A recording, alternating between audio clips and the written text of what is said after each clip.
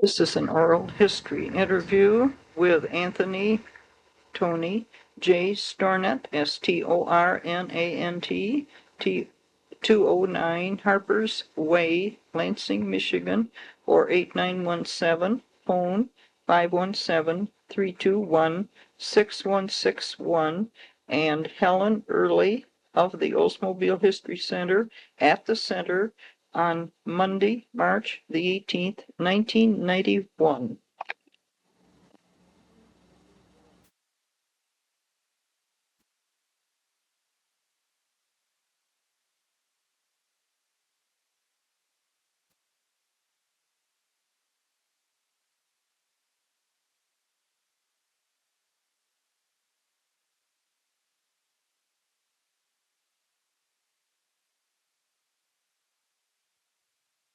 We're in business, Tony. Okay.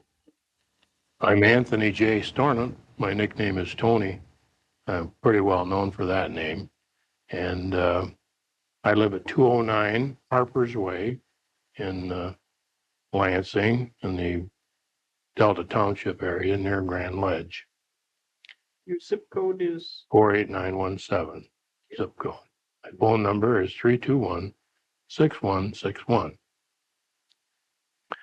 I was going to Lansing Community College I graduated from high school in 1938 and was going to Lansing Business University. And Mr. Whitmore, D.C. Whitmore, was traffic manager of Oldsmobile. His son and I were great friends. We grew up together as children, like when we were 8, 9, and 10 years old. And I practically lived at Mr. Whitmore's home. We came from a pretty poor family, and they were quite well to do, and I latched on to Bob, and we were buddies, and I would spend my weekends going on trips with those folks and so on. Well, he was very, very close to me, and he actually told me that I was wasting my time going to Lansing Community College, Lansing LBU. I keep saying Community College, LBU, because, come on and get a job and earn some money. Well, this is 1939, 1940, 41. Well, in March 19th, 1941, I came over to then was the Ryan Bone Foundry, where they converted that into the Oldsmobile Forge plant. While they were doing that, I went over there and applied for a job. You went directly. I went directly to and applied for a job with Orland Bender. Mike Bender was personnel representative there. And right at the foundry. Right at the foundry. And I put my application in. And I was told, if you want to get a job, just keep going back. I went back every day until Mike got so sick of seeing me that he gave me a job. Now, he tested me. When Mr. Whitmore found out I had put my application in, they tested me for a job as a driver of one of the utility vehicles. That utility vehicle being the one that Bob Hargett was driving all these years. If you recall, Bob Hargett was in the transportation department, and he drove the shuttle bus all over the city. Well, I lost that job to Bob Hargett. He beat me out of it. We both, Mike Bender gave us a driving test, and somehow or other, I didn't get the job, but Bob Hargett did.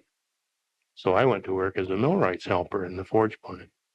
And I was working there for about 3 weeks. What were you earning? I was earning then 75 cents an hour. Did you have to join? No, not yet. I don't remember. But I never got a chance to because I wasn't there long. So when Mr. Whitmore found out I was working there, Bill Schultz came over and asked me if I wanted to take a job in the office as a clerk. And I happened to be hacksawing some metal pieces. I was working on a vise, and my knuckles were all nicked up and everything else. And I threw the saw down and said to Bill, "Let's go." And he said, maybe, if you stay close to production, you might get a better job. You might go further in this business. But I said, no, I'm going to go to the office. So I went, and I don't recall exactly what I was earning, but I do remember when I went in service, I was earning $110 a month. What time? That was in 1943. That I left Oldsmobile in 1942 November, and to go in service. And What were you doing there as a clerk? I was typing out in the shipping department, out in the what we call the warehouse. Old Building 75 was a place where we parked automobiles. We would park them there after the cars were produced. We would park them and note their location. Then we would send that information to car distribution. Tell them we've got this car in the warehouse. They would then send us a shipper, tell us where to ship the car. Then we'd go get it and take it and ship it. Whether it be by rail car or by truck. Were you using more rail then? Yeah, much more. We were loading, oh gosh. And we loaded them in rail cars that were only 4 to a rail car. We called them the Evans loaders. The Evans? Evans. And they would put, they had ramps. The Evans loaders had ramps in them. They were only 40-foot long rail cars, closed rail cars. And you had to put the rear of the car on a dolly so that you could slide it in instead of driving it in. They drove the first 2 vehicles in the rail car, by backing them in and backing them over, putting them over a ramp. Then they raised the ramp up and on both ends, and the 2 cars would be up on ramps. Then they would put the other 2 vehicles on a dolly, the rear wheels on a dolly, and the men would push them in to their position underneath the other 2 that were raised. We used to load, I think, oh gosh, 40 or 50 rail cars per shift. So you're talking about like 200, 300 cars a shift. And in those days, we weren't producing the cars that we started to produce later. We were, as I don't recall the exact numbers, but if we were making, 60 or 70 cars an hour, that was quite a bit. I don't recall exact numbers in that, but I know that one day, a guy by the name of Earl Hershey was a foreman, and he got carried away one day and loaded more cars than anybody ever did before. And what he then did was destroy the time study and that sort of thing. And he really caught the devil for that from the boss for going overboard. What's the boss there? The boss was Earl Cunningham, was the general superintendent out there. And of course, D.C. Whitmore was the traffic manager, and Babe Corwin, Alton S. Corwin, was the assistant traffic manager. I worked out there for before the war, and then when I went in service, I went into the Aviation Cadet Corps. I became a fighter pilot during World War II. And when I came home from the war, I was getting first lieutenant's pay then, and I forget, but I think it was somewhere around $200, $250 a month. So when I came back to work, I went to Stan Sessions. Stan Sessions was in personnel, and he was taking care of the veterans affairs. Where was personnel located? In old building 60 down in the first level, the basement in the south end of building 60 downstairs. In the base. Sessions was taking Stan Sessions was taking care of it. So I went to Stan, and he said, well, Tony, what do you want to do? And I said, well, I want my old job back, not knowing what had progressed. Well, what were you doing then in the personnel after you working on the shippers and working out loading cars? Yeah, that's what I did. I was, I just wanted my own job back. Well, I said, that's no problem. How much money do you want? And I said, well, I think I ought to earn at least $200 a month. I left at 110. He says, well, that'll be just fine. What I didn't know was that my counterpart, who was working on the other shift, was Jim Fuller. And Jim Fuller was earning $320 a month. And I went back to work at $200 a month, you see, because I didn't know any better. And I was really upset with Stan about that he didn't let me know. He said, well, wait a minute, now you don't know what's happened. You're eligible for much more than that. But that didn't last long. I then was progressed, and Mr. Whitmore took care of me and got me up to the level I was supposed to be. I worked out there until 1948. Then the job opened up in the main office, expediting in the traffic department. How does he do it? Well, the expediter sits at his desk and has a telephone, and anything that you need, he gets it done, and finds a way to do it. Like if you need material to build the automobiles, if you need parts, see, the purchasing department would give us tracers. They would order the material, and then the vendor would tell them when it was shipped. They would come and give us the shipping information. We would get a hold of the carrier then, be it the air carrier, the rail carrier, or the truck company, and find out where the material is and expedite it in. Tell them it's coming to you on a certain truck. Please get it out of that truck and put it in another truck toward Lansing, or expedite it on the next move. So those people would be watching for those things. We chartered airplanes. As a matter of fact, Oldsmobile, I think I'm the one that started it being a pilot, having been a pilot. We needed some material from, I think it was somewhere around within a 200-mile radius. May have been Chicago or whatever. The boss came to me and said, we got to get this in here. And I said, why don't we send the airplane after it? And he says, what do you mean? How do we do that? I said, well, just call Dick Marsh out at the local airport, have him go fly with his airplane and pick it up. We'll pay him for it. That was how we started chartering airplanes. I think we were the first ones to do that. How much would it cost to charter a plane, say, to go to Houston? Well, back then, in 1948, 49, probably to go to Chicago and back, $50, Really? $50 or $60. Large item. Well, see, they could take anything up to anything that you could carry or put it through the door, up to 500, 600, 700 pounds. But then they built an airplane. Hughes Flying Service took an old Army plane and put cargo doors in it, and they were able to haul 1,000 pounds. And then pretty soon this took hold, and I don't know, and everybody started chartering. So then they started these air freighters, and people. Remember what year? Well, back in the late 40s and early 50s. So we were the first people. Oldsmobile were the first ones to charter private aircraft to go pick up freight for us. And we started chartering them to take people and so on.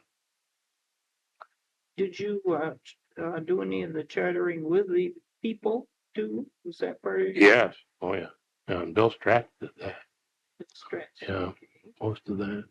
But you Well, occasionally I would too, but for critical parts. Well, with people, Bill Stratz was our reservations person, and he would take care of the personnel movement.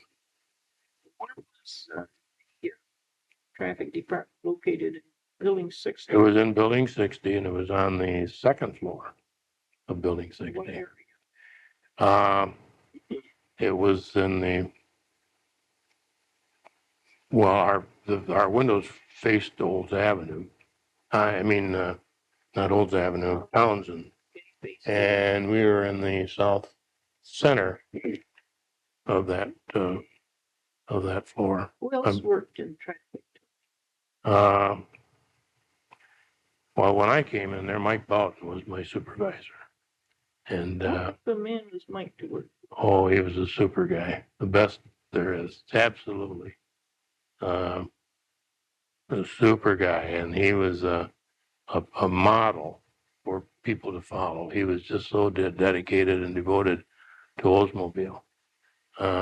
Mike, from traffic department, he went to material control, and ultimately became director of material control. When you'd mentioned Don Whitmore, what kind of a man was Don? He was a super guy, but he died while I was away during the war. He died in March 11th, 1943. I remember that date is because that's the date I soloed in primary school, and I got a wire from from his daughter, Sis Whitmore, telling me that he had passed on. Yeah, he was gone when I came back. Then Babe Corwin was then traffic manager, and Babe took me up to the main office, and from there I moved from expediting. I put a suggestion in when we started to get into data processing. My suggestion prompted Oldsmobile to buy a big computer. And as you know, Oldsmobile became the leader in General Motors with computerized systems. And the traffic department needed, when I went and put this suggestion in, the suggestion was to Paul Elsner was working then in the traffic department, and we would get shippers from the district car distribution department to ship an automobile. It would be a bill of lading. Okay, we called it a shipper. Paul would have to look up the weight of the car, post that on with his pencil, then look up the rate. There was a rate, like it was $1.75 per 100 pounds to ship this car from Lansing to Indianapolis. So he would look up that rate, and then he would go to his comptometer and extend the rate times the weight and put the price of the cost of shipping that car on the shipper. So that was a primitive way of doing things. And I said, well, why don't we just put this in a computer? Why don't we put the fixed rate for each city in the computer, put the fixed weight of the car in the computer, and when you produce the shipper, that will come right out and already pre-printed. And the weight of the car times the rate would be extended, and the money is all there. You don't have to do this by hand. So in order to do that, we bought an Oldsmobile, got this big computer. I remember I had gotten $400 in bonds for that suggestion, which saved us millions of dollars. Now today, that kind of suggestion today, saving that much money, would bring you the maximum award, which what is it now, $20,000 or something. But anyway, I got 400. And then when I put that suggestion in, then they promoted me to that job. So as long as I'm the guy that came up with that suggestion, go, you can do the job. What was your title then? Oh, I was then I was a rate clerk. Your salary? I don't remember. Somewhere around $350 a month. Well, Tony, what brand of computer was that? It was a disk type. It was a multiple. It was the type where they had disks, a whole stack of disks, and it was just like a phonograph player that would go in and put the data on the disks. And I don't know the technical. I just wondered. Guys like Dick Rosenthal, and those guys would know what that was called. But it was a disk type computer, and we had the best at the time. And we progressed from there to have more and better data processing capabilities than the corporation did. Now that equipment was located up there on It was down, no, that was down in the bottom, in the basement of Building 60. that area, supervise that area. I can't remember. Okay. Um, That, I remember a few names, but about what date did that computer come in the early 50s? early 50s. I'm saying, I'm going to say 1954, 53. And from there, we just went on and on. But the one thing that I always remember about my job, I always tried to do the best I could, the best job I could do, and never asked for a raise, never went into the boss, gave him any problem. Every time I got promoted, it was a surprise to me. I don't know how that happened to you, but all of a sudden the boss would call me in the office and say, I'm going to give you a raise and a promotion. You're moving from a third level to a fourth level to a fifth level and so on. Well, as an expediter, I was fifth level, and I stayed on that as a rate clerk. And then when they took me in and made me supervisor of operations, I then became a sixth level. And Was that under Babe Corwin? yes, What kind of fantasy? Babe was okay. He was very pompous, a very pompous man. He you never know, really would never know how he really felt. But he did a lot of good things for me. And once in a while, I would get a little upset with him. I think everybody got upset with their own boss time to time. But he was a good guy. He tried hard. He made a lot of enemies with his tactics and the way he did things. But he was still a good man, and I learned a lot from him in writing letters and so on, and his terminology was really good. He was very good at that, and I learned a lot from Babe.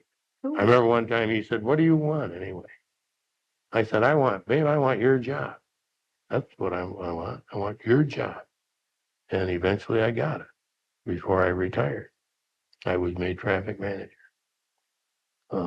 When I became supervisor of operations, that was a seventh level job. Now that date was about when? That was in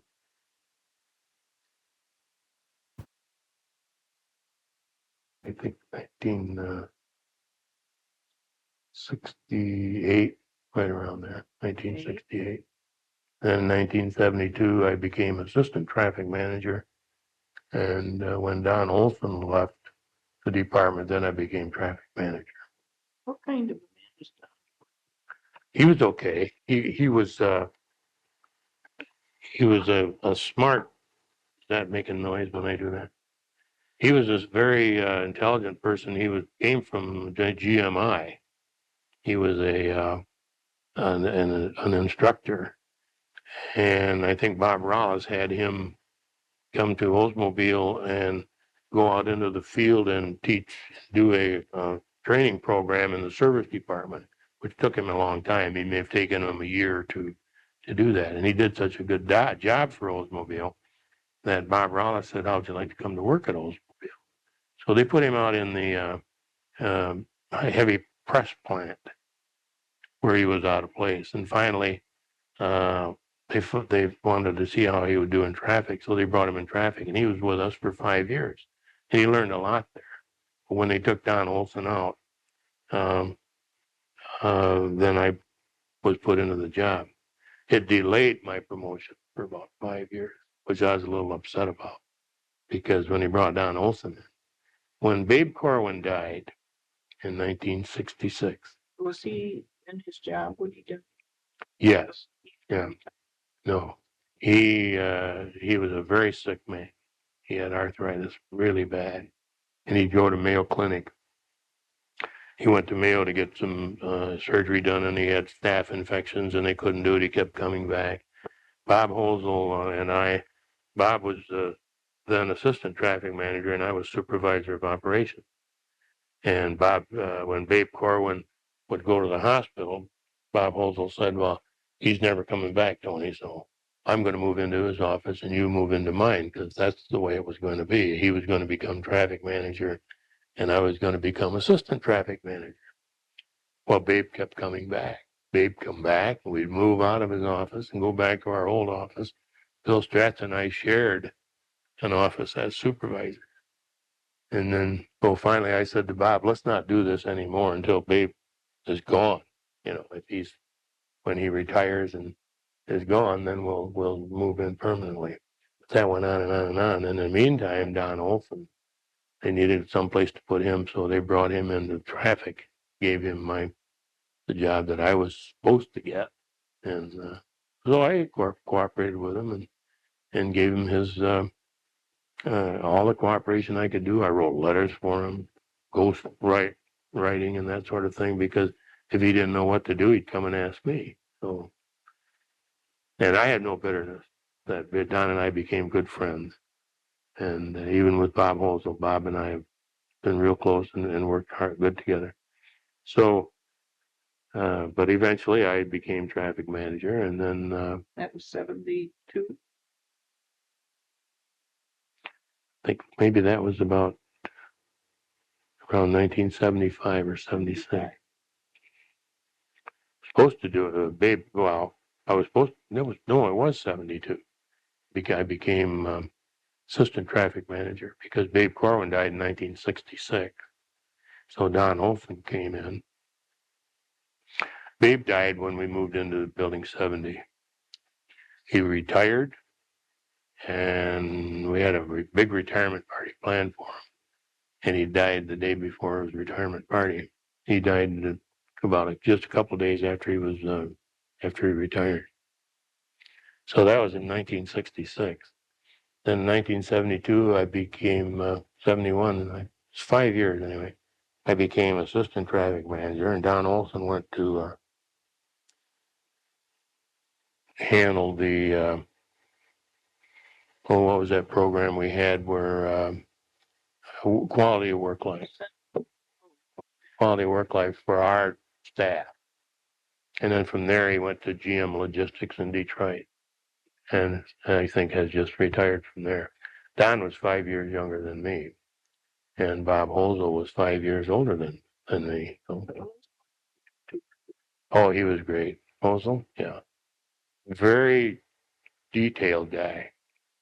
He would, and he still does. He has his own business, and he'll get involved in anything. He has what he calls RW services, and he'll do anything that requires some managerial qualification. He does a lot of that. But what Bob always did is he'd always start writing things down. He would keep records. And somebody taught him that somehow in purchasing, and when he worked in purchasing. But he was the darndest guy for keeping records. He would have reams and reams of paperwork all the time, and which was the secret of his success. He always got the job done. Bob was a good guy, very, very intelligent person. Who else worked in traffic? Well, we had our oldest rate man was Lloyd Green. Lloyd Green and Aurelia Maurer worked in traffic. But she was a nice person. Yeah, she was fun. We always had a lot of fun with Aurelia. She was the secretary. She was Babe's secretary, Corwin. Correct. And Irv Schmidt was he was assistant traffic manager when I went in there. What about him? His working habits. Well, Babe and Smitty didn't get along too well. Tommy Fitzgerald was supervisor of operations in traffic, and he and Smitty, Irv Schmidt, went to a golf outing that was sponsored by Interstate Motor Freight. They went to Holland or someplace to a golf outing, and Babe and I were at the golf at a golf outing at the Lansing Country Club. Smitty and Tommy Fitzgerald were to join us. They stayed all night in Holland or wherever it was for that other party, and they were coming to to, how are we doing? They were supposed to meet us for golf. And on their way back to Lansing, they had a bad accident and Tommy Fitzgerald was killed. Tommy was Babe's protege. Babe loved Tommy and he was trying to bring him along. But from that time on, he and Babe Corwin and Herb Schmidt it was quite a bad deal. And that's why they brought Mike Boughton in. Mike came in to try to run the place well. And then finally Smitty retired. I don't know if these are some things we should be talking about, but anyway, Smitty retired, and then when things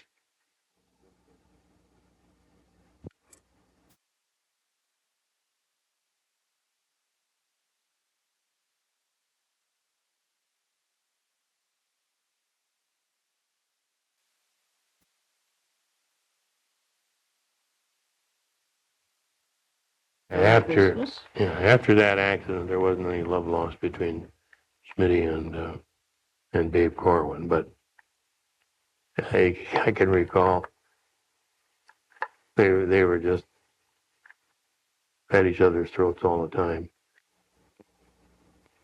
Okay. No, Okay. is that Well, enough of that. And it was very difficult time for the rest of the employees while those two were. Smitty was a friend of Tom Downey, and Babe was a friend of somebody else, and Smitty would run to Tom Downey every time he had a problem, and it was just a mess. So we finally weathered that storm. When they both went on, and Smitty retired, and then Babe retired and passed on, that's when things started to go. well, Tony, who did the traffic, what staff position did traffic report to? What staff? Yes. Well, it was production management. Downey? Well, at that time, Tom Downey, and then it became it was before Downey, it was Brandel, Bud Brandel. Bud Brandel. Yeah. Wasn't he in the personnel? No, Oh, not that one. Bud Brandel was the production manager, I think. I don't recall exactly what his title was, but this is where Bob Cook finally ended up, and Bob Rawless, then Bob Mooney, and that sort of thing. But at that time, the staff, we reported to Tom Downey. He had taken over Brandel's job. He was this real sharp guy. He came from Janesville, brought his own people with him. He's the guy that started the time study and the rate. He did a lot for production. His systems were really good. He brought a lot of stuff to Oldsmobile, a lot of innovations in our time study system, in our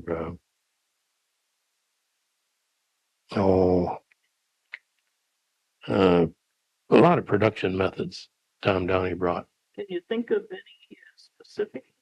No, I can't right now. I just keep forgetting the terminology. I've been retired now for 10 years. So, but he did some good things for Oldsmobile. Tom Downey did. And he finally had a nervous breakdown. And, it just got to him too much. Pressure. Mm-hmm. And he was replaced by The guy that went to GMAD, younger guy, I can't remember his name.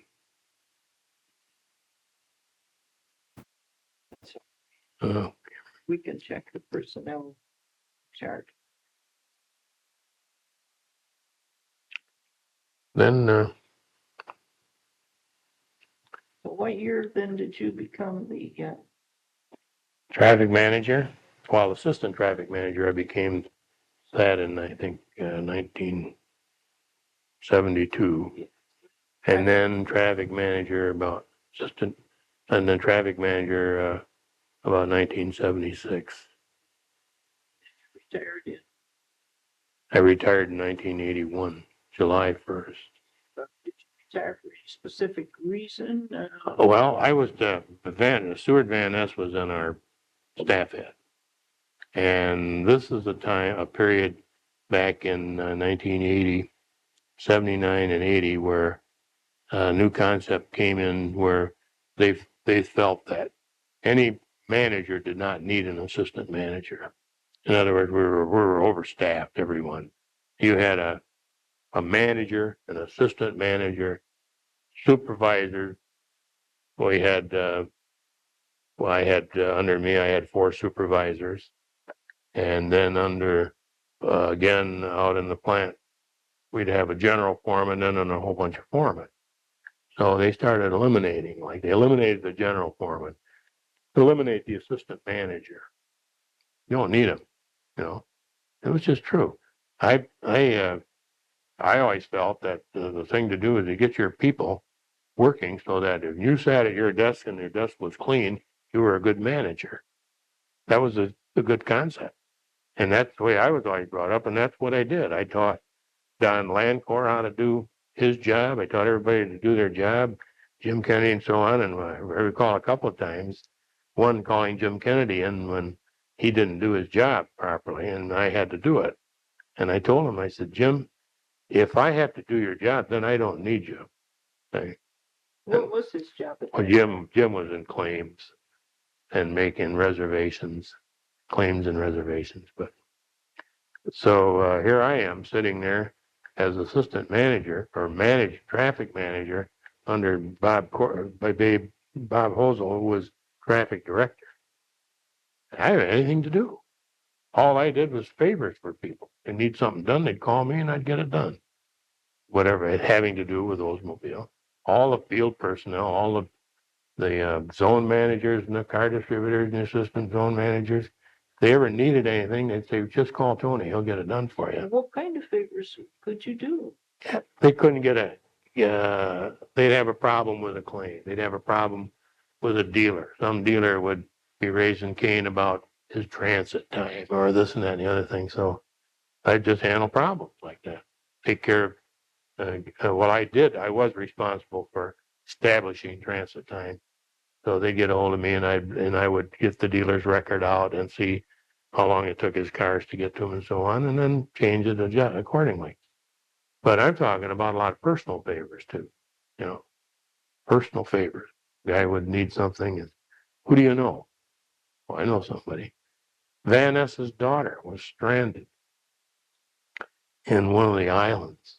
She had lost her tickets, lost all her money and everything else. She didn't have a dime. So Bob Hosel came to me and said, Van Ness's daughter is stuck over in the Virgin Islands or someplace. What can we do about it? I said, well, just a minute. So I got a hold of my friend, General Motors overseas in New York. I said, have you got a man there? Yeah. Yeah, we got a guy there. Here's his name, and here's how to get a hold of him. I call the guy up. I said, go down, pick this girl up, get her tickets for her, get her on a plane, and send her home. Well, how'd you do that?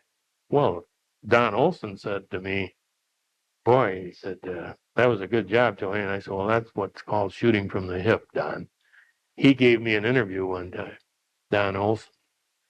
And he said, he criticized me for that. He says, you shoot from the hip too much. He said, you don't check with anybody to see whether this is right or that's wrong. You just go right ahead and do things on your own without getting permission sometimes. I said, well, Don, that's my nature. I'm an expediter, and I was a fighter pilot during the war, and that's what I did. Did something now. If you had to do it now. If it was wrong, then you do something real quick to correct it. But then when he came in to me and said, that was a good job, I said, well, Don, that's just shooting from the hip. But those kind of things, I knew a lot of people, and I still do. These now they're all in the field. They're all zone managers or the regional managers and so on. Bob Berger is a very personal friend of mine. A lot of those guys. So I just had I had a wonderful time. Oldsmobile was always good to me, and uh, I had a good job, and I'm real happy with the way things turned out. I was unhappy a lot of times because I didn't get promoted when I thought I was supposed to. But when I became traffic manager, that was as high as I was. I didn't have a college degree, and I had a comparable. I had a lot of training in the military, so on. Went to a lot of postgraduate schools and so from high school, and went to a lot of schools, and I had a comparable to any college graduate, but nevertheless, it wasn't on my record. Tony, you mentioned claims a moment ago. Can you remember any unusual situations regarding claims? Well, I was part of Tom Schneider and I would investigate train wrecks, and there would be a claim against the railroad. I know at one time we went to Deming, New Mexico, where there was a massive train wreck. There was over 100 rail cars. This train was going over 100 miles an hour, and one of the couplers broke on the train, and it just demolished about 200 or 300 of General Motors vehicles. So Tom and I went to that and disposed of those vehicles. Oh, And then we had to file a claim with the railroad for all the damage. We would take a bid on the scrap, whatever was left, and then we would charge the railroad or the truck carrier, whoever it was, on a damage like this. We would charge him the difference between dealer net and what the scrap value was. So we had, in those cases, claims that were millions of dollars in claims. well, would you ever, did some of those cars ever go to training schools, like for sheet metal? Yes, we would donate cars like that to school. See, and that was handled through the public relations office. Yeah, yes, that's right. Yeah, that's right. Okay. We would ask them if they wanted them, and they would tell us where to ship them. Well, Tony, were there more rail accidents than commercial carrier accidents? Then truck? Yeah, truck. Yes. Yeah, I suppose the railroad would say it wasn't their fault. Is there a time when that happened? No, it doesn't make any difference whether it was their fault or not. It happened in their mode of transportation, so they're responsible. If they had insurance to cover that, that's their prerogative. But as far as we're concerned at Oldsmobile, they were hauling our product and it was demolished in transit, so we go to them for retribution. Do you remember when the closed rail cars came in? We were the first ones to do that. As a matter of fact, I was chairman of the General Motors Shipping Committee when Al DeBicke and Louis D. Shetler from Whitehead and Kale's company came to me and said, let's build a closed rail car. Why did they think they wanted to close? Well, before that, we started putting side screens on them because here the rail cars would be shipped across country and there'd be kids out there hunting and they'd shoot at the cars and put bullet holes through the windows and bullet holes through the doors. So we put side screening on to stop that. And then the vandalism was still there. There was still pilferage and that sort of thing. Every time a rail car would sit still on a siding someplace, they'd break into it and steal the tires off, steal the radios out of them and this sort of thing. So then we decided to go ahead and fully cover the car. And we did that. And I was as chairman of the General Motors Shipping Committee at the time, initiated that program. And we at Oldsmobile built first enclosed rail car. They don't actually build those. No, Whitehead and Kales built it and designed it, but we financed it. Oldsmobile financed it. At that time, Rex Ward was the person from plant engineering that was on this project. Rex Ward and Bud Hoffman. So we had that, and I somewhere have the picture of that rail car. Can't seem to find it, but I have some other things that I want to try to find for you and bring them to you I later. appreciate that. This addition to the History Center Library. But let me ask you, Tony, do you remember how much that first car cost? $50,000. How Mhm. many closed cars did they have, right up front? They had more than that one to start with. That was the first one. That was the first That one. was it in the United States. Canada had some, but it only carried like 4 cars. Was that still a GM No, car? Oh, no. I see. What we did was take the normal tri-level cars that handle 12 to 15 vehicles, and we just took those cars and closed them in. Now they're building cars; they're all enclosed. There are no open ones, uh, unless there may be trucks on the bi-level, where there's only 2 levels instead of 3. But there are no open rail cars left. They're all enclosed now. And you're looking at thousands of them. We at Oldsmobile alone had in our service, I think we had 1,100 rail cars, those closed rail cars in our service, owned by the railroad. We would say, based on the traffic, like if our cars were going to be traveling on Conrail, whatever percentage of the automobiles they were hauling, we would go to them and say, you need to furnish X number of rail cars to handle the traffic that we're going to give you.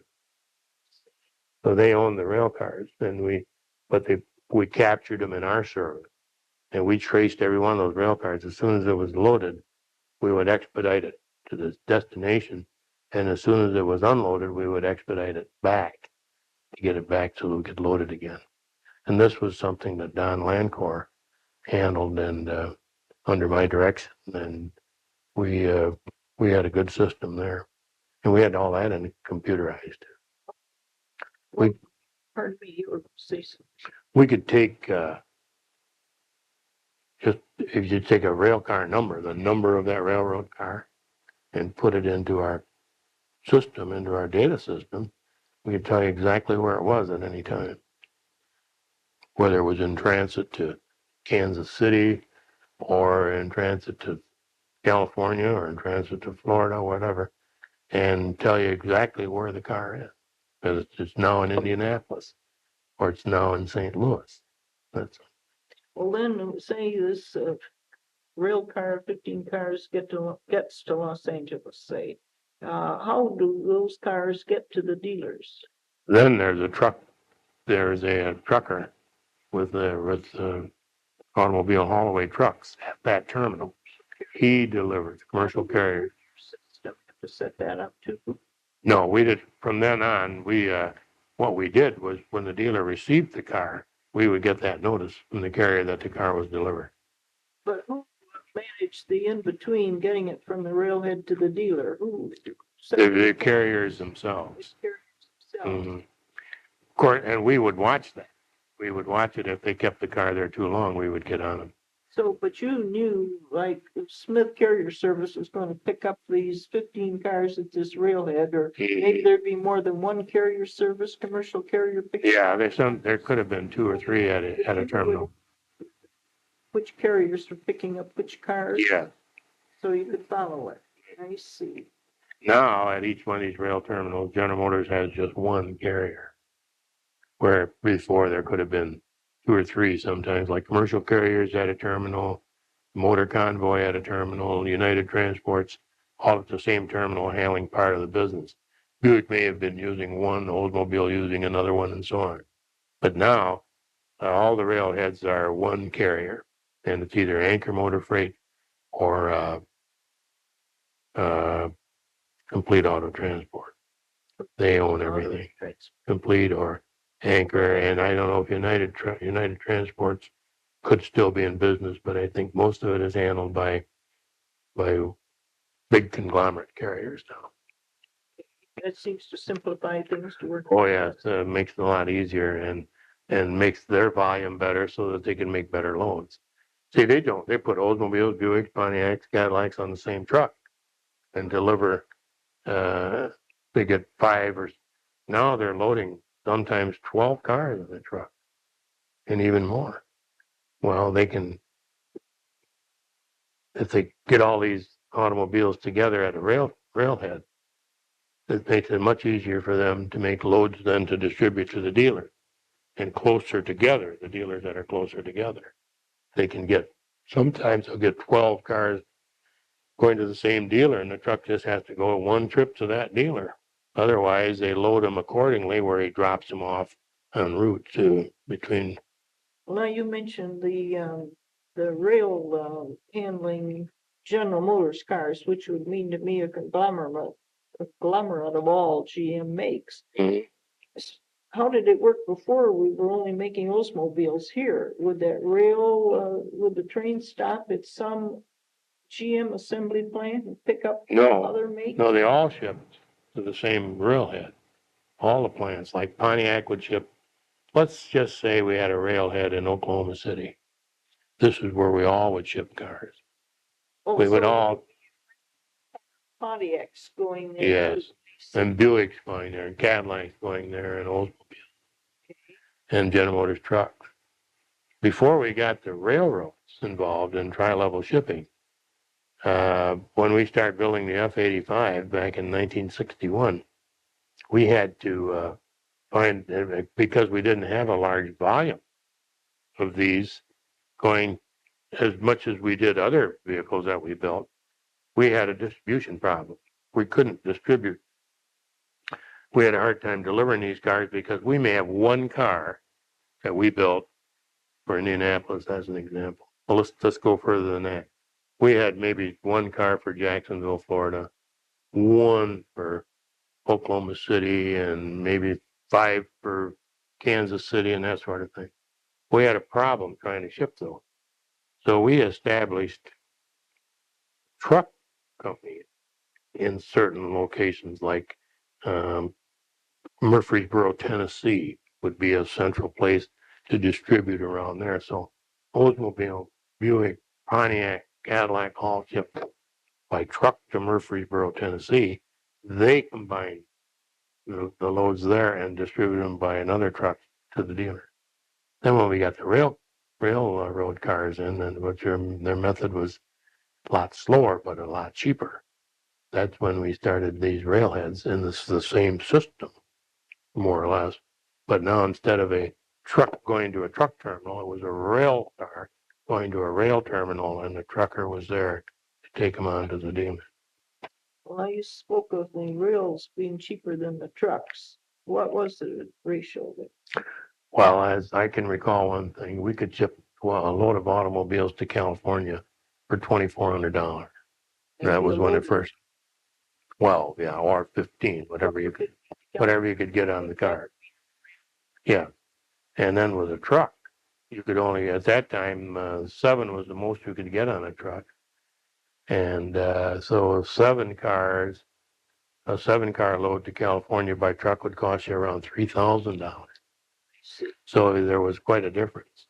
As it progressed, those rates have gone way up, high out of rate. Sure. No, but that when we first started, a load to California was, like, recalling the number was $2,400. It's about what year would that be?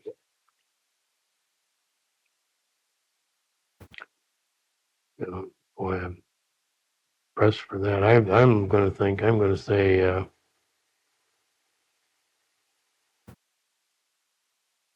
1965, 66. And the rails were faster. No, no, they were not faster. Okay. It took a lot more time, and the damage was more. There was a lot of damage on rail. That was one of our jobs. One of my jobs is to, in damage prevention, was to work with the railroads and work with and we would go to all these terminals and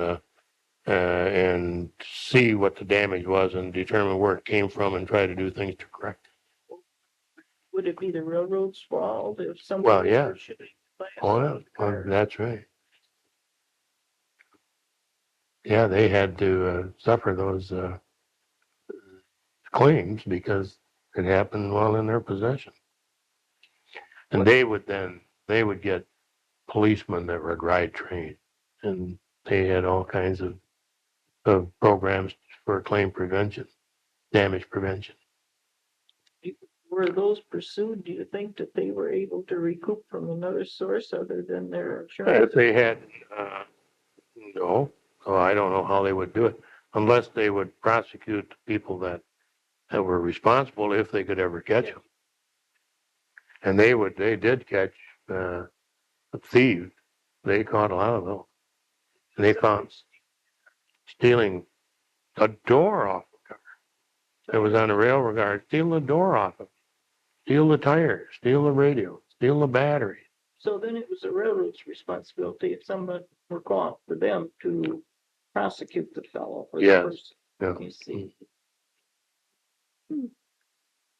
But what about the damage on the commercial carriers, the trucks? What kind of damage was that? Now they wasn't. There were some, but not as extensive ever than with rail, because the driver's with the truck all the time, and if there's any damage, he did it.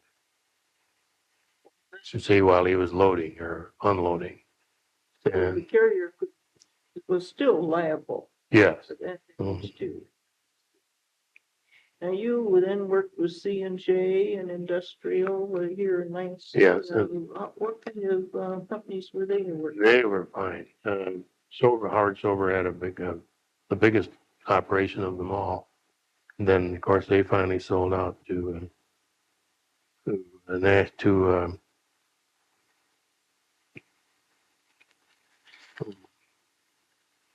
company that bought C&J, and I can't recall their name right now. But Industrial? No, Industrial was the smallest of the three, and C&J bought them. Yeah. C&J bought Industrial out, and then merged their traffic with theirs. So Industrial Transport was no more after. Leaseway. Leaseways is the one that's still in business now. Yes. They own Anchor Motor Freight, and they own Lansing Howard Sober operation, old C&J's operation. That's all Anchor Motor Freight. There's no a division of Leaseway Transportation. There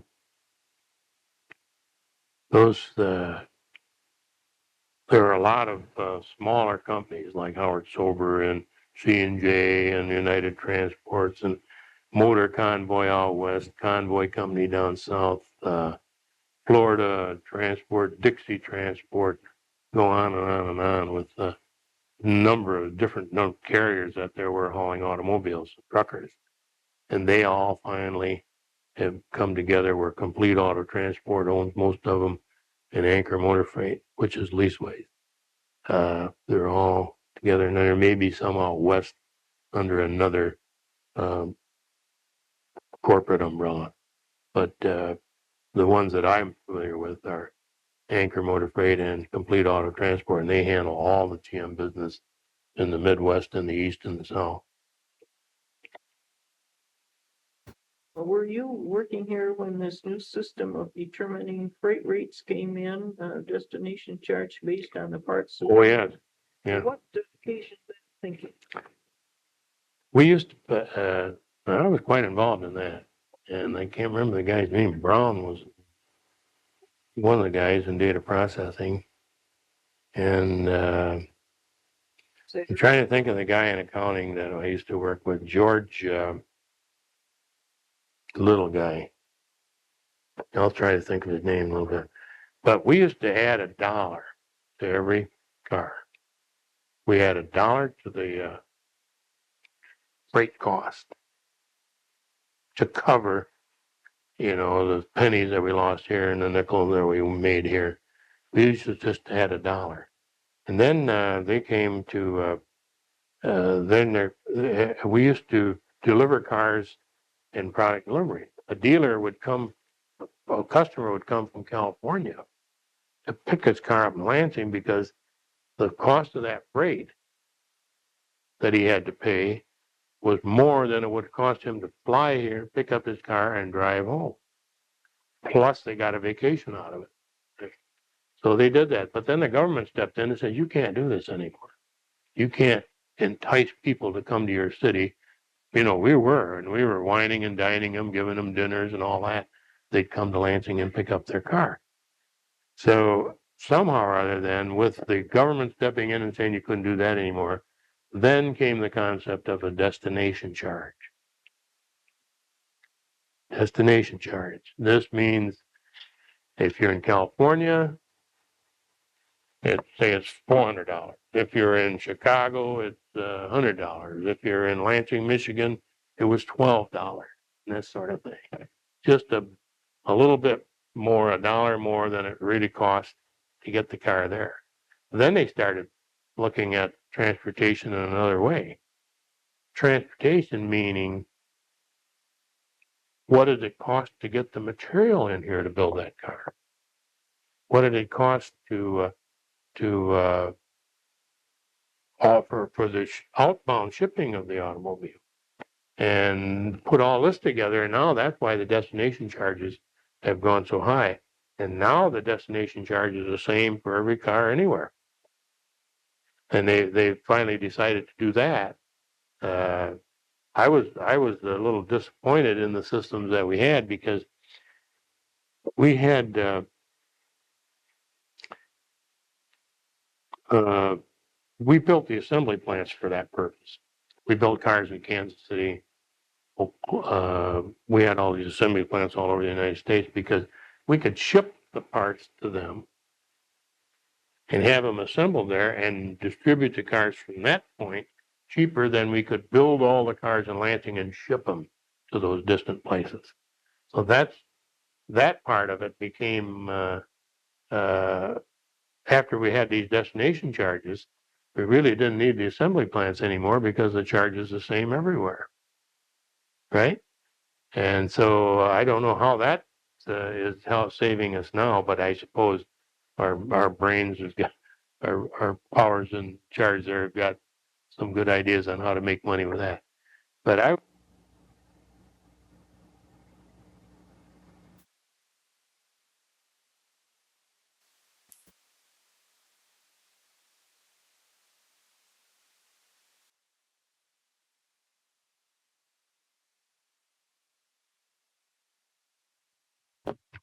Well, we're in business, Tony.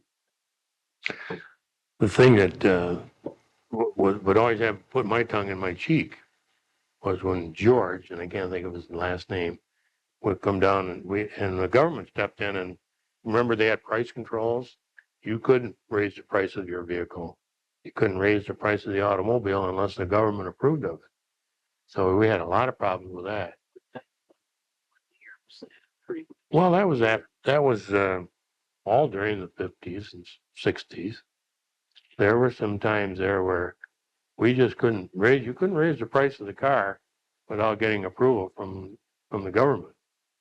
So what we would do, they'd go down and just raise the destination charge. See, that's how instead you weren't able to raise the price of the car, but there was no control on destination charge. So they'd come down and add some money add a couple of bucks to each car on destination charge. So that was really a way to get around it, and I saw that. George, I don't think his last name. A little guy. Yeah. Stuttered a lot. George, I think the other name you mentioned in the data processing was Harold Brown. Harold Brown, yeah. And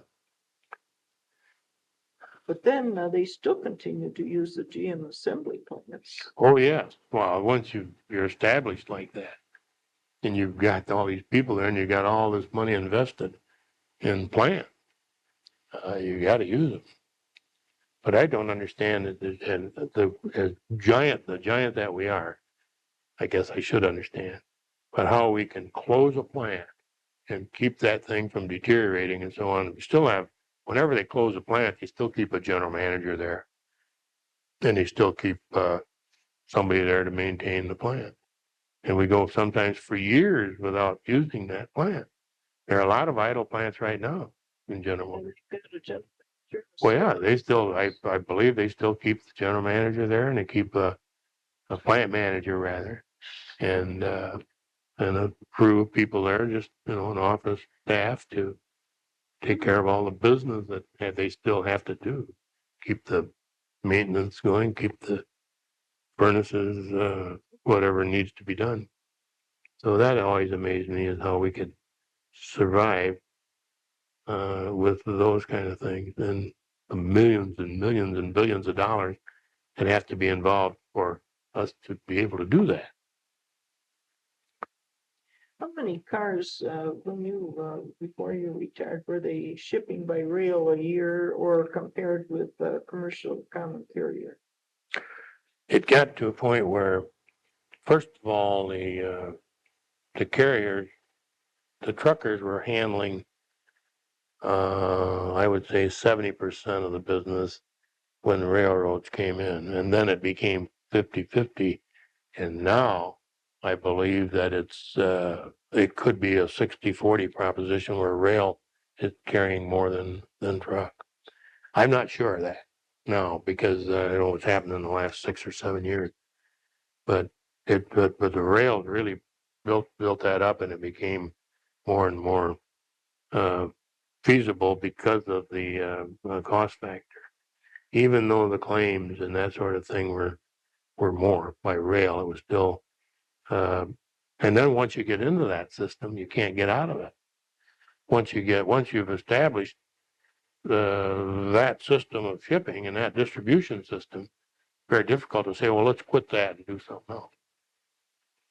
You get tied into that, and there's a lot of economic factors involved where you can't destroy the railroad. You can't destroy those people that have invested all this money in equipment and so on, and say, well, we no longer need you, because they could come back and say, hey, we'll sue you for our costs now because you asked us to do this and we did it.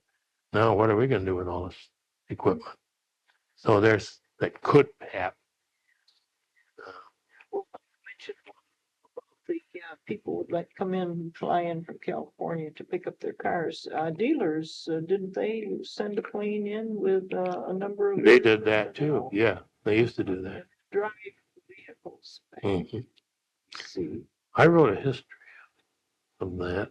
I think I see if I can find it, about how the evolution of because all the dealers used to come and pick up their cars. And Howard Sober was the first person to say to this dealer, I'm going to build a truck, and I'll put your cars on a truck and deliver them all to you from Lansing. You don't have to come here to get them. That's how that started. But so you're saying that at first, all of the dealers came in and got their cars? Or else they were shipped by rail. But there was no driveway. There was no haul-away. They were all drive-away. Dealers would come in and pick up their cars, and they'd have a bunch of bums, or guys that needed money, and they'd bring them all in, and then they'd drive these cars to the destination, drive them from here to Pennsylvania, whatever. Well, now, I've heard a rumor that Oldsmobile, the factory itself, had used college students to drive vehicles out of product delivery to various points west. Was that true? I don't recall that. Well, I've never been not particularly college students. I've never been able to substantiate that. No. We've heard at different times. No, I don't think we did that. We would never do that, because I used to get calls from people saying, I'd like to drive a car to California, or I'd like to drive a car. Can't you handle it? No, we can't handle that. If you were working for a driveway company, I would put them in touch with these people in Detroit that do that. They have, like if you wanted to ship your car to Florida, you want your car taken to Florida and you didn't want to drive it there. There are companies in Detroit that do that. So I put a lot of people in touch with those folks, where they would get drive a car to California. Maybe it might even be an ambulance, or a car that Cadillac, or whatever kind of a car that people didn't want to drive. They wanted to fly and have their car delivered. So they would pay your fuel, the fuel costs and all that, plus some fee for doing that. But we never did that. We never would just take anybody off the street and put them in a car and ship it. No, no, and I would never, I Just don't sounded believe that. too- That is not true. 'Cause we would never do that. Too many contingencies. Mhm. Could come up. Tony, do you remember any amusing incidents in your career? Oh gosh, probably a lot of them, but right now, a lot of funny things. Um,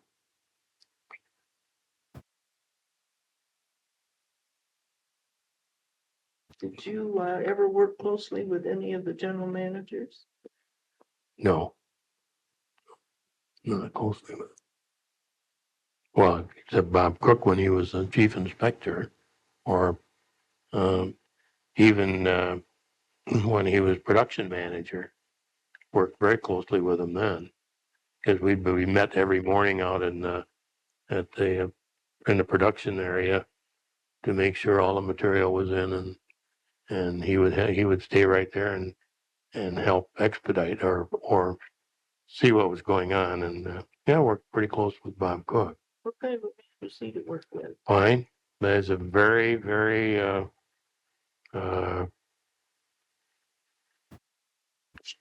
disciplined, I'm going to say. John Belts? Never knew him personally. Well, I guess we knew him. Actually, Skinner, and I knew Skinner as good as well as any of them. I used to take a yard check when I was first in expediting in traffic, and I'd go out and make a yard check every morning of all the trucks that were inside the plant. What area of the plant would that be? All the whole plant. Yeah, every place in the main plant. Truck. Yeah, where the truck would come in, they would put trucks in a staging area, which we call the bullpen, and they'd be at a dock or whatever. And I'd go around and write down these so that if we were looking for a certain truck that had freight on it, we'd look on our yard check and say it's in the plant, rather than get a hold of Kerry and say, where's this truck? So, So see, that was all done by hand, really. Mhm. Nothing mechanical or No. computerized about it. Well, then would Skinner be out in the plant? he was there every morning, Really? and all the time we'd wave at each other. We'd wave. And then we started back when Skinner was here, I was in Barbershop Quartet Society, and we started the Oldsmobile 4, Barbershop Quartet. It was Harold Lundenberg, Jim Baker, and me, and I can't remember the little guy who was a bass, I can't remember his name, but we were called the Oldsmobile 4. Was this part of a recreation department then, or just? No, just on our own. We were all belonged to the Barbershop Quartet Society. And so we said, well, we all work at Olds, so let's call ourselves the Oldsmobile 4. And we performed in front of the salary group in the old engineering building in the old auditorium. Yeah, Quarter Century Club. We performed there one time. And Sheriff Skinner come up and shook hands and said, boy, you guys are great. And somebody said, somebody said, well, this is Tony Stornant. He said, I know Tony. I see him every morning, off the plant. But never had any close relationships with him. I never got to that level. Oh, I was in meetings with him, in staff meetings and so on, with Now, did you Bob Cook as general manager. attended different staff meetings? Yeah. How did the general managers conduct their staff meetings? Well, they had no problem. I'll never forget one thing though, and and now that I'm retired, we're talking about quality of work life, and we were in a meeting with all the 8th level and above, and Van Ness happened to be our staff head then. Who? Seward Van Ness. Oh.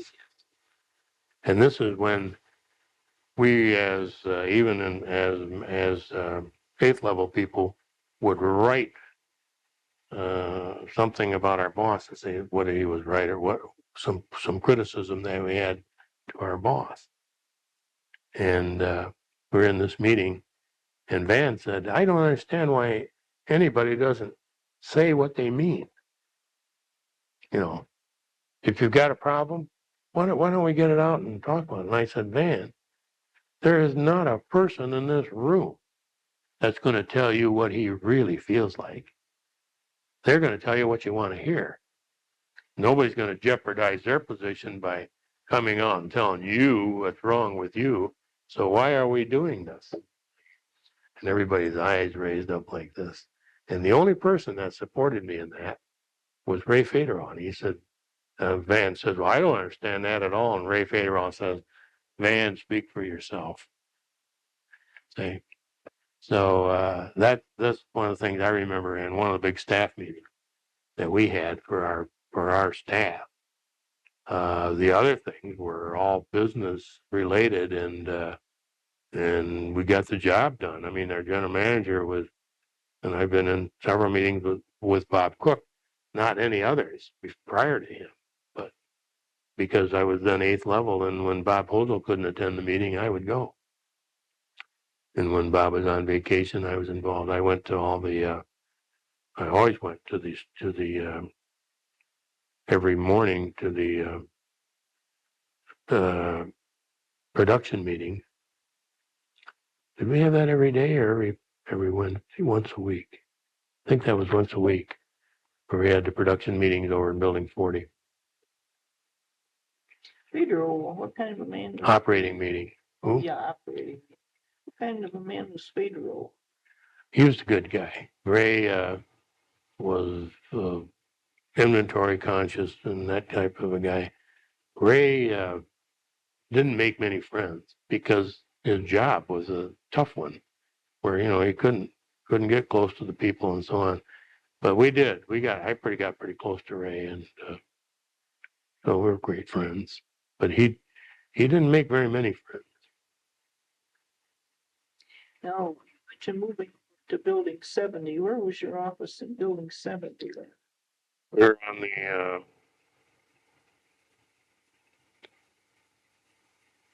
well, it would be the lobby level. Was that the third level? Third level, yeah.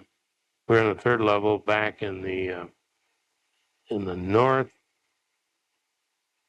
corner, northwest corner. Yeah, Okay. that corner of the building, and under the not on not the big tower, but the That'd be the southwest. southwest corner. Right. Let's step way back to the Ryan Bone. Who was your boss when you hired in there? I don't remember. He was I worked with a foreman. I was a millwright's helper. I don't remember his name at all. Okay. I only worked there like almost 3 weeks. Well, I think, what was the old guy's name that was killed in an automobile accident that was plant manager over there was, can't even think of his name. If Bill Strass was here, he'd remember. But I have a hard time remembering things anymore. This has been a very interesting interview. Do you have anything else you'd like to add that you can think of? Well, except the only thing I really got, everybody says, how did you like your job and all that?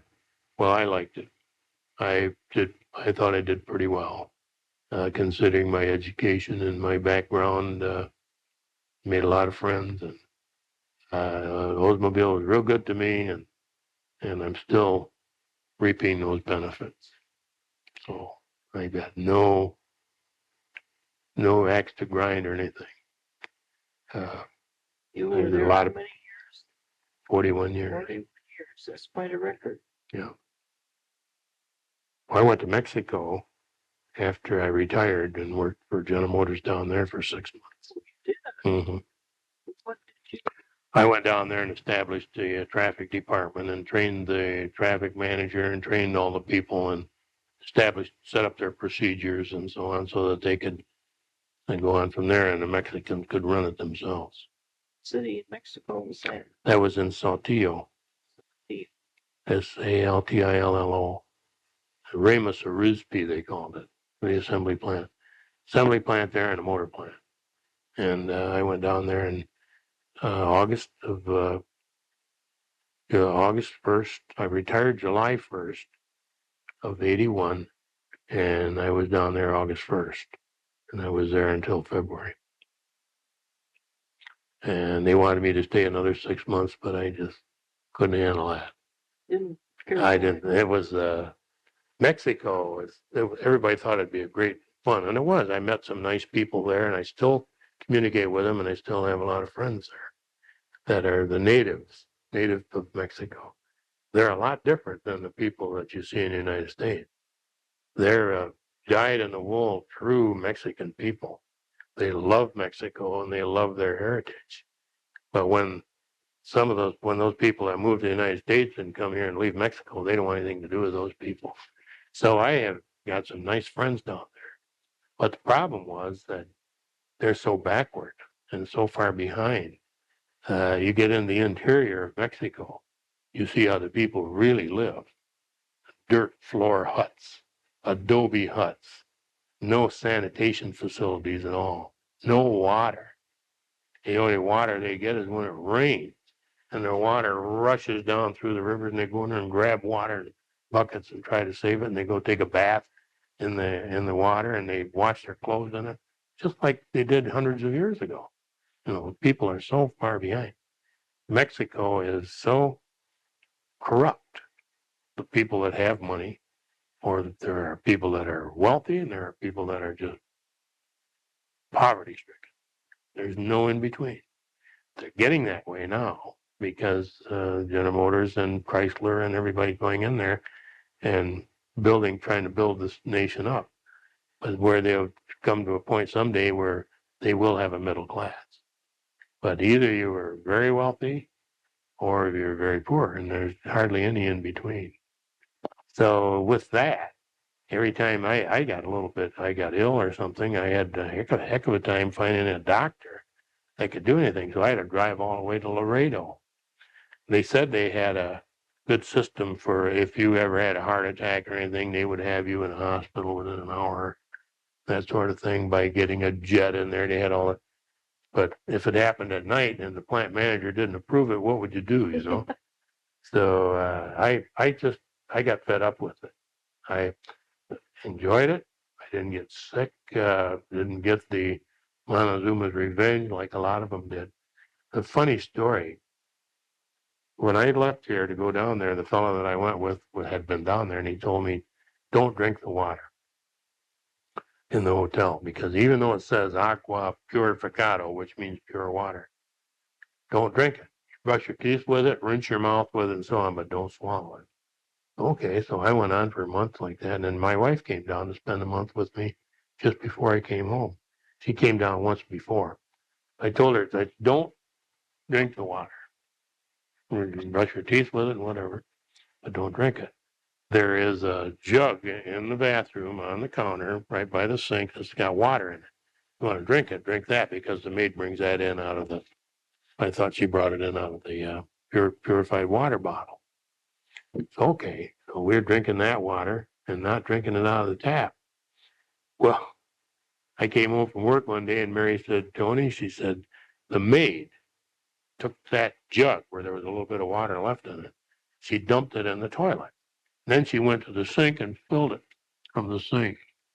So I've been drinking it all this time and never knew it and never got sick. So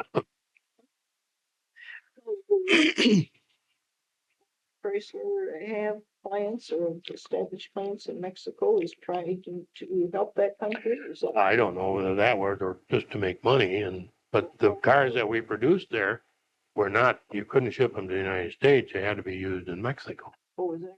No, I think now they've changed that. We ship all the parts to build the cars into Mexico, and they assemble a car, then they can ship it back to this country to be consumed in this country. But prior to that, any material that you shipped into Mexico that went into an automobile, you had to pay duty on it. That's why they produced most of the material in Mexico. They would want to do that. They had plants in Mexico that produced wiring harnesses and produced sheet metal and things like that, because there would be no duty on that to be used in Mexico. But if you ship parts in from the United States, you had to pay duty on them. If you say you built a car in Mexico using Mexican created parts, you couldn't ship it back to the States to No. sell it. That's right. A lot of screwy laws like that in Mexico. How many cars did that Mexican plant build a day? They were only building like 40 an hour or less. They would build sometimes less than that. But they were very slow, and their method was different. They had a different assembly system than ours. They didn't have the body merging in and that sort of thing. They would move it on a dolly and move it by hand on. But it was a pretty good system. It worked pretty good. And they built good cars. They were very good. But they had no pollution controls on them either. They don't have that in Mexico yet. There's no restrictions. So it's all right with the government to build the cars without the control. But now, if you were to build, if they're building them now for consumption in the United States, for sale here, they would have to have that. But I don't know what that system is now, whether they're, I think they are building cars in Mexico that they can export from Mexico into the United States. It's interesting. I was there for 6 months. Did you have any problem with the language? No, I picked it up pretty fast. I was, as a child, spoke Italian, but I couldn't, I can't even remember that now. I have a hard time. But in Mexico, within a few weeks, I was able to pick it up, and I studied it some. Well, I loved it, particularly with go to your friend's home and have them home cooked Mexican food, delicious. And I lived at the Camino Real Hotel, which was a very elegant hotel and a wonderful restaurant. And they have the food there. You can't buy food in the Mexican restaurants in the United States or in Lansing. The food you buy here is nothing like it is down there. Oh, it's similar, but it's so much better down there. Now, were you working directly for General Motors? When I first went down there, I was working for GMAD. Then there's some internal strife there, so General Motors overseas took it over. So then I was working for General Motors overseas. And then General Motors of Mexico took it over. So I worked for 3 different GM entities while I was down there. 6 months. Yeah. Who took your place? Anyone you knew when you left? Jim Zumian, Lansing, yeah. Yes. Did you know him? Yes, he was a GMI student and he had worked with us on several different occasions. He came from plant engineering.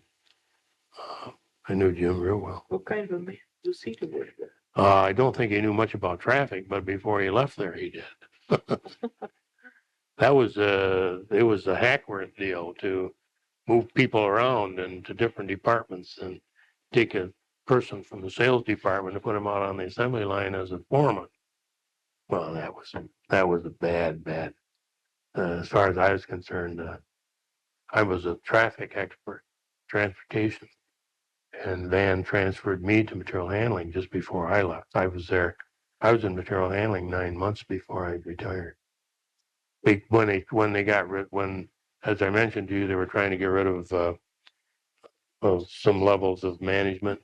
Well, they eliminated my job. So then they sent me over to plant 2 and 3 as a assistant superintendent of material handling. What does material handling? Well, they moved the over at plant 2 and 3. They make parts for the cars. Material handling are these little trucks you see around the plant, picking up motors and taking them here, moving material within the plant, material handling, or shipping it to the assembly